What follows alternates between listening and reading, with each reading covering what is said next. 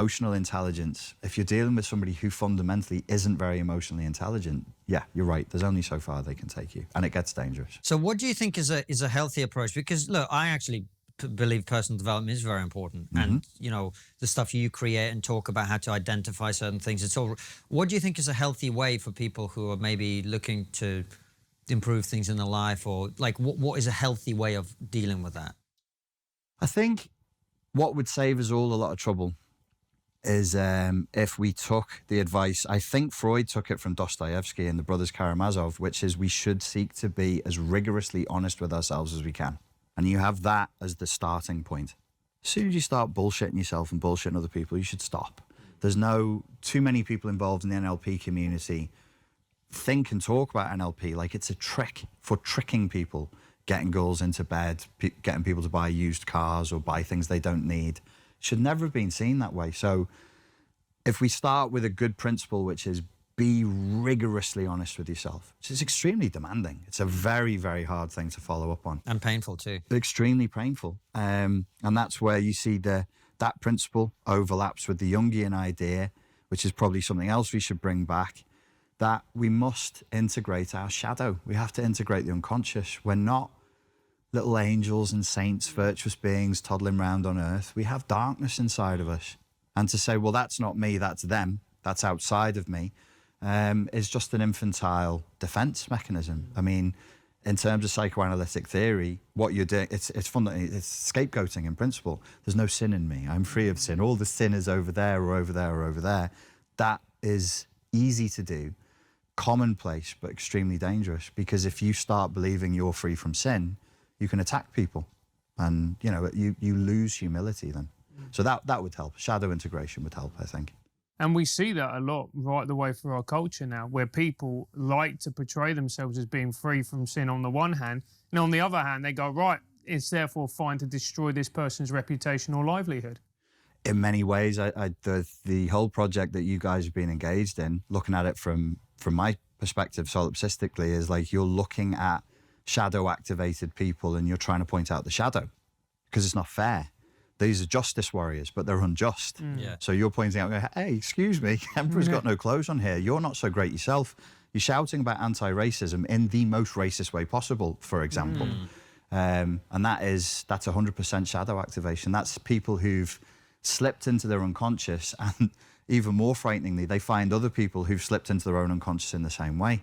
Then you have like a kind of collective shadow possession in certain groups, and they're egging each other on. It's those guys over there that are bad. Yes, it's them. Every genocide, every atrocity in history starts with people doing that. Shadow activation, collective shadow possession, and then they identify a target and they go for it.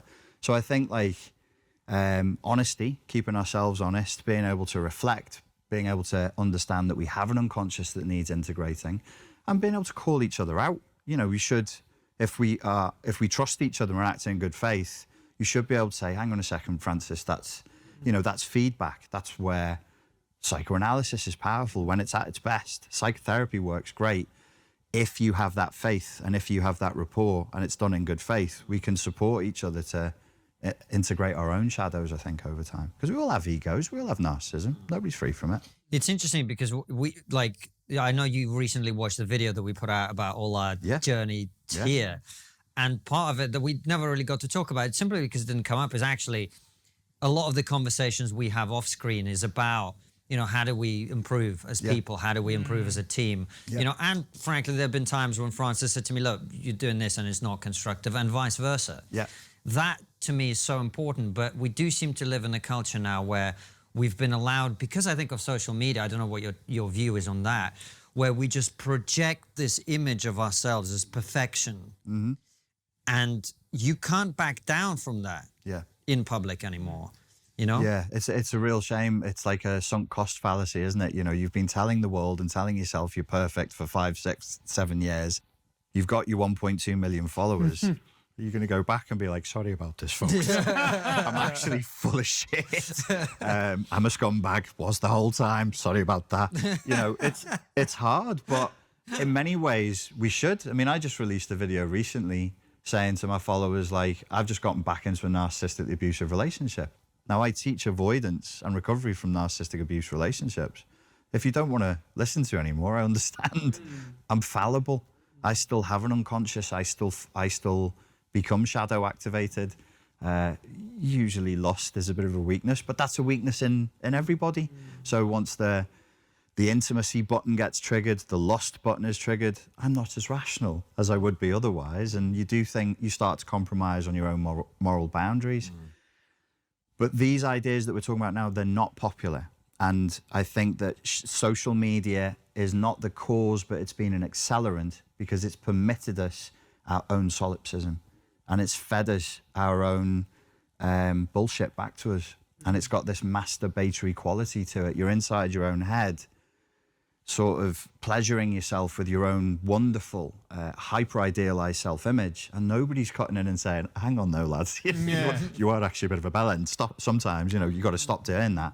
And you've got potentially millions of followers telling you the same thing. You say, I'm great. And then the crowd says, you're great. I'm great. Yes, you are great. Well, any of us, we're human. Our egos are fallible. And we would fall prey to that. We would fall in love or in lust with our own self-image at that point, I think. That's what's happened. It's an accelerant. It's a catalyst, social media. It's such a good point. It has fueled our sense of narcissism. You see it everywhere. People constantly taking selfies of themselves. When I was younger, that just wasn't a thing. No. That just wasn't a thing. Perpetually when taking... I was a boy. Yeah, when I was... It's wrong. No, but it's not natural, Gary. Yeah. But it's true. Constantly taking photos of yourself. That must breed an unhealthy obsession with your physical appearance. Well, now we know clinically from the research, you've got people out there who are taking upwards of 1,000 selfies a day. They don't post them. They're looking for the perfect selfie. And it can be upward of 1,000 selfies a day. There was a case of a boy, they had to separate him, I think he was 15, they had to separate him from his mobile phone, but because of the psychotic rage he would go into, they had to grade it. So they'd separate him from his mobile phone for 2 minutes, then 3 minutes, then 4. And when he got it back in his hand, he'd start selfieing straight away. So he's an unusual case. This isn't normal. Sure. Yeah. But I think it shows you that in terms of the mechanism of the human mind, how fallible it is. My sense of self is coming from that. That's my mirror, but it's now not a mirror. That's me. This isn't me. Right. The real self is now here. We have to stop this. We have to set boundaries on that. It won't affect us in that way. We're not digital natives. You're right. Yeah. If I saw one of my mates as a kid, those disposable cameras we always used to go on holiday with, if you turned it on yourself, you'd slap them. Doing your tits. Yeah. But now, you can have a stick and you can, that's totally, and people stop for you or they walk around you. Yeah. It's interesting to me how quickly that's become normalized, this hyper-normalization effect, because we're not that old, and inside of a decade and a half, this thing that you wouldn't dream of doing, even if you wanted to do it, you wouldn't physically do it. Everybody does it, and potentially thousands of times a day. And to a young mind, pre-adolescent, 12, 13, 14, they're so susceptible to narcissism, becoming highly narcissistic. They want to be seen. They're trying to climb the social dominance hierarchy. They want to know where they stand on it. And they think this device is telling them where they stand. It's too much for them. It's like crack or something for their ego. Isn't that the etymology of the word narcissism? It's from, I don't know how you say his name in English. I know in Narcissus. Russian. Narcissus, who would stare himself in the mirror endlessly. How would you say it in Russian? Narciss. Narciss. Yeah. It's exactly that. And that is also the root of narcotics. So these things, it's self-obsession, but it's also a drug that numbs and it creates sleep. So people who are in their phones, they're in a numbed, sleepy, drugged out state of staring into their own reflection. It depends on the myth you go for, but one of them was that he stared at his own reflection until eventually he starved to death. I find that the most interesting one because we are starving to death. What are we starving for? Attention. And you think, but you're getting all the attention you could possibly want. But this is junk attention. I think it's connection that we're starving for. We're starving for connection. I think that's what it is. Authentic. And recognition and all of those things, right? 100%. 100%. Yeah. It's a fascinating... Sorry, Francis. No, I was just going to say, the thing that I find most depressing is, I remember once I sat down with my girlfriend to eat dinner and there was this beautiful young couple next to us in their mid-20s. They looked successful. And all they did was they were just opposite each other on their phone. And I'm thinking, You're in your mid-20s. You're in love. You're young. This is the peak. Yeah. This is it. And you This is just... it. Yeah. And that's all there is. Well, we accidentally... Well, I saw you in Ibiza. You didn't see me. I was peeping at you from a restaurant somewhere. Was he on his phone? Running down the street, singing happily he was. The number of times I saw that, and it was almost like you could correlate between the attractiveness of the couple. So you see a really good-looking couple, mid to late 20s, exceptionally, these are specimens. Well done them. They've won the genetic lottery. And they're sat opposite each other, and they're not looking at each other. Their heads are down, which is such a weirdly depressing and submissive posture anyway. You're sat opposite a beautiful woman or a beautiful man, beautiful environment. It's Ibiza in the summertime at a great restaurant. Yeah. Maybe they're sending each other memes, or maybe they are communicating through the phone. But really, you can't put it down for like an hour and a half and just talk to your partner for a little bit. That's a real shame. And they'll walk away from that with body dysmorphia issues, anxiety, depression, massive amounts of status anxiety. It's really doing a tremendous amount of psychological damage.